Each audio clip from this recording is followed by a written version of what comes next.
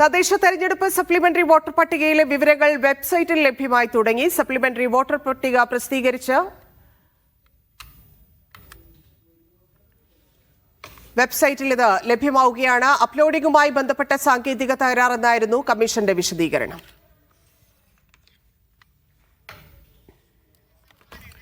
P Safan ചേരുന്നു. സഫാൻ, വിവരങ്ങൾ.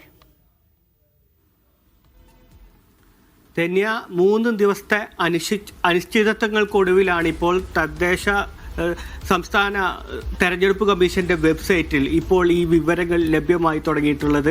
15-ാം തീയതിയായിരുന്നു സംസ്ഥാന തെരഞ്ഞെടുപ്പ് കമ്മീഷൻ ഈ സപ്ലിമെന്ററി ലിസ്റ്റ് പ്രസിദ്ധീകരിച്ചത്. 14-ന് പ്രസിദ്ധീകരിക്കേണ്ട ലിസ്റ്റാണ് 15-ന് പ്രസിദ്ധീകരിച്ചിരുന്നത്.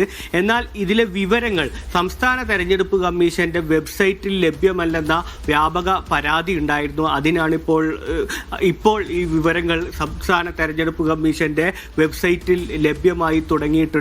നേരത്തെ തന്നെ 15-ന് ഇത് പ്രസിദ്ധീകരിച്ചതിന് ശേഷം തന്നെ വിവിധ രാഷ്ട്രീയ പാർട്ടികൾക്ക് തദ്ദേശ സ്ഥാപനങ്ങൾ വഴി ഈ ലിസ്റ്റ് കമ്മീഷൻ നൽകിയിരുന്നു.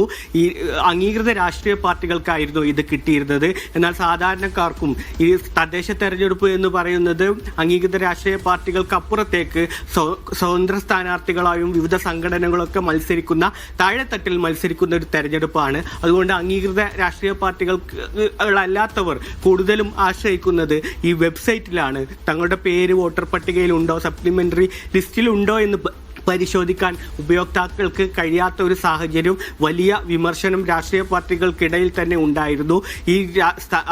ഈ സ്ഥാനാർത്ഥി നിർണയവുമായി ബന്ധപ്പെട്ടുള്ള പ്രശ്നങ്ങൾ തന്നെ ഇതൊരു നൂലാമാലയായി കഴിഞ്ഞതിന് പശ്ചാത്തലത്തിലാണ് ഇപ്പോൾ ഈ ഒരു 3 ദിവസത്തിന് ശേഷം ഈ ലിസ്റ്റ് വെബ്സൈറ്റിൽ കൂടി ലഭ്യമായി കൊണ്ടിരിക്കുന്നത്.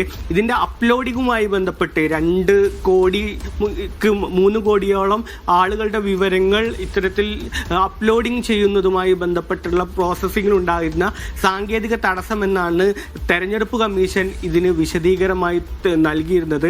ഇന്നലെയൊക്കെ തെരഞ്ഞെടുപ്പ് കമ്മീഷനുമായി ബന്ധപ്പെട്ട് ഇത് ബന്ധപ്പെടുമ്പോഴും ഇത് ഉടൻ പരിഹരിക്കുമെന്നുള്ളൊരു വിശദീകരണം മാത്രമാണ് നൽകിയത്. ഇപ്പോൾ ഏതായാലും ഒരു മണിക്കൂറിന് മുമ്പ് സംസ്ഥാന തെരഞ്ഞെടുപ്പ് കമ്മീഷന്റെ വെബ്സൈറ്റിൽ ഇത്തരത്തിലുള്ള വിവരങ്ങൾ ആക്റ്റീവായിട്ടുണ്ട്.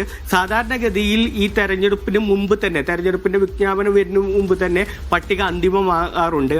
ഈ 25-ന് ഒരു അന്തിമ പട്ടിക സംസ്ഥാന തെരഞ്ഞെടുപ്പ് കമ്മീഷൻ പ്രസിദ്ധീകരിച്ചതുമാണ്. എന്നാൽ കഴിഞ്ഞ 4-5 തീയതികളിൽ വീണ്ടും പേര് ചേർക്കാനും തിരുത്താനും മറ്റൊക്കെ ഒരു അവസരങ്ങളുണ്ടായിരുന്നു. ഇതാണ് സപ്ലിമെന്ററി ലിസ്റ്റിലേക്ക് നയിച്ചതും. സപ്ലിമെന്ററി ലിസ്റ്റ് 14-ന് തെരഞ്ഞെടുപ്പ് കമ്മീഷൻ പ്രസിദ്ധീകരിക്കുമെന്ന് പറയുന്ന ഒരു ഘട്ടം ഉണ്ടാകുന്നതും ആ ലിസ്റ്റ് പ്രസിദ്ധീകരിക്കാൻ ഒരു ദിവസം വൈകുകയും എന്നാൽ അതിൻ്റെ വിവരങ്ങൾ വെബ്സൈറ്റിൽ ലഭ്യമാകാൻ ഇപ്പോൾ 3 ദിവസം വൈകി അത് പ്രസിദ്ധീകരിക്കുകയും ചെയ്തിരിക്കുന്നത്. ശരി സഫാൻ.